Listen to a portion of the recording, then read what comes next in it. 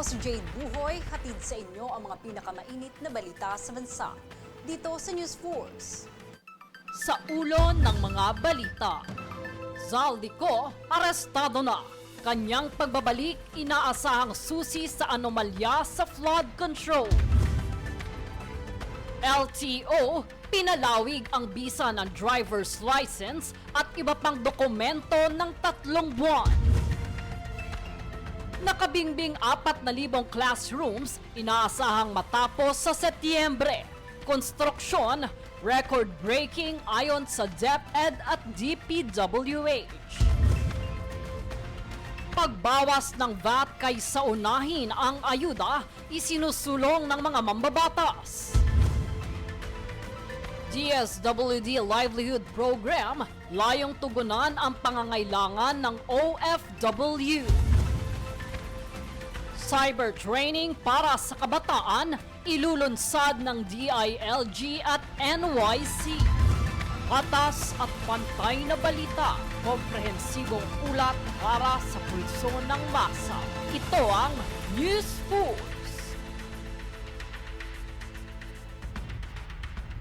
Para sa unang balita, dating kongresista na si Zaldico nasa kustodiya na ng mga otoridad sa Czech Republic matapos pumasok sa naturang bansa nang walang tamang dokumento. Ayon kay Undersecretary Claire Castro, base sa pahayag ni Pangulong Ferdinand Marcos Jr., si Ko ay hinarang sa German border at binalik sa Czech Republic. Ang koordinasyon ngayon ay patuloy na pagitan ng Pilipinas at Czech Republic. Ayon kay Castro, ito ay patunay ng matinding paninindigan ng Pangulo na mapanagot ang mga sangkot sa maanomalyang flood control sa bansa.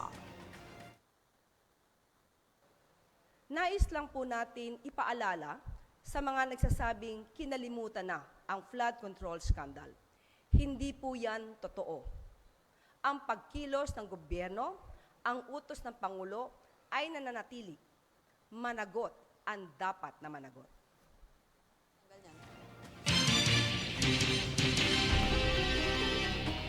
Kaugnay pang balita, inaasahang mababalik sa bansa sa loob ng 1 hanggang 3 linggo ang dating kongresista na si Elizalde Zaldico matapos itong maaresto sa Czech Republic, kung saan posibleng magbigay linaw sa kontrobersyal na flood control anomalies. Tunghayan ang impormasyon na ito.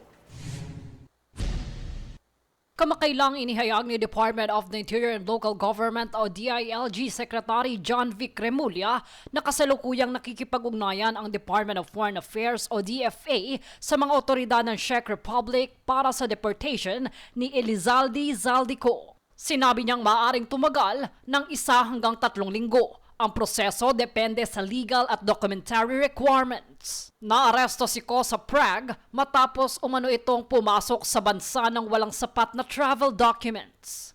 Matatandaang 9 na buwan itong nagtago sa ibang bansa matapos madawit sa umano'y anomalya sa flood control projects noong nakaraang taon ng 2025.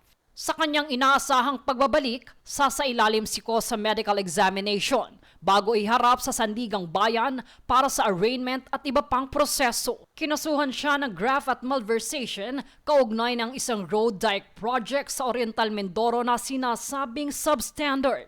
Matatandaang ayon sa investigasyon, pinagtakpan umano ang proyekto sa pamamagitan ng maling sertipikasyon upang makalusot ang bayad sa kontratista. Para sa ilang opisyal, mahalaga ang pagbabalik ni Ko upang tuluyang mabuksan ang buong issue ng flood control anomalies. Ayon naman kay Bicol Saro Representative Terry Ridon, inaasahan niyang magbigay ng impormasyon si Ko sa pawang investigasyon. Antabayanan ho natin yung pong mga developments din dito dahil hindi ko alam kung ano pa ho yung mga recourse. Sinabi naman ni Akbayan Party List Representative Shell Jokno, hinihintay nila ang pananagutan ng mga umano'y sangkot sa malawakang issue ng korupsyon.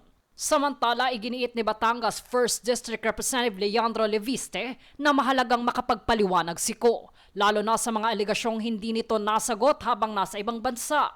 Ayon pa sa kanya, kailangan din tiyakin ang seguridad ni Ko sa kanyang pagbabalik upang malaya itong makapagpahayag. Sa panig naman ng Makabayan Bloc, ang pag-aresto kay Ko ay simula pa lamang ng mas malalim na pagsisiyasat sa umano'y sistema ng korupsyon sa mga proyekto ng pamahalaan. Habang hinihintay ang kanyang pagbabalik, Inaasahang magiging mahalagang bahagi ng mga susunod na pagdinig ang kanyang testimonya. Jade Buhoy, nag-uulat para sa Golden Nation Network. Sa ibang balita, inanunsyo nitong Webes ng Land Transportation Office o LTO na extended ng 3 buwan ang visa ng driver's at conductor's license, student driver's permit at motor vehicle registration na mag-expire sa Abril o sa susunod pa. Alinsunod ito sa direktiba ni Pangulong Ferdinand Marcos Jr. Kasunod ng deklarasyon ng State of National Energy Emergency sa bansa na kung saan ayon sa LTO, layo nitong mabawasan ang pasanin ng publiko sa gitna ng pagtaas ng gastusin sa langis at mga pangunahing bilihin at bigyan ang mga motorista ng sapat na oras upang mag-comply ng walang karagdagang pinansyal na pasanin. Sa kahabaan ng nasabing panahon, hindi maaaring magpataw ng karagdagang bayad o multa o parusa para sa late renewal.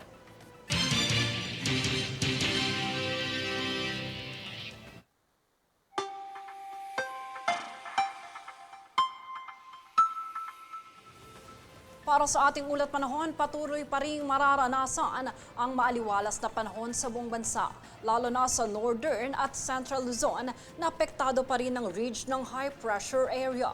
Mainit at malinsangang panahon ang mananaig sa bansa at inaasahang papalo sa 42 degrees Celsius ang pinakamataas na heat index na mararamdaman sa Borongan, Eastern Samar at Cotabato City. Samantala, may tsansa rin ng bahagyang pag-ulan sa Southern Luzon, Visayas at Mindanao.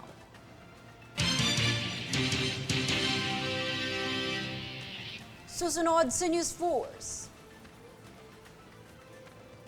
Pagbawas ng VAT kaysa unahin ang ayuda, isinusulong ng mga mambabatas.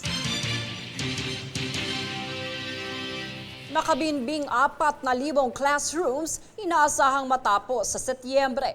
Konstruksyon, record-breaking ayon sa DepEd at DPWH. Cyber training para sa kabataan, ilulunsad ng DILG at NYC. Manatiling nakatutok para sa higit pang mga balita sa pagbabalik ng News Force.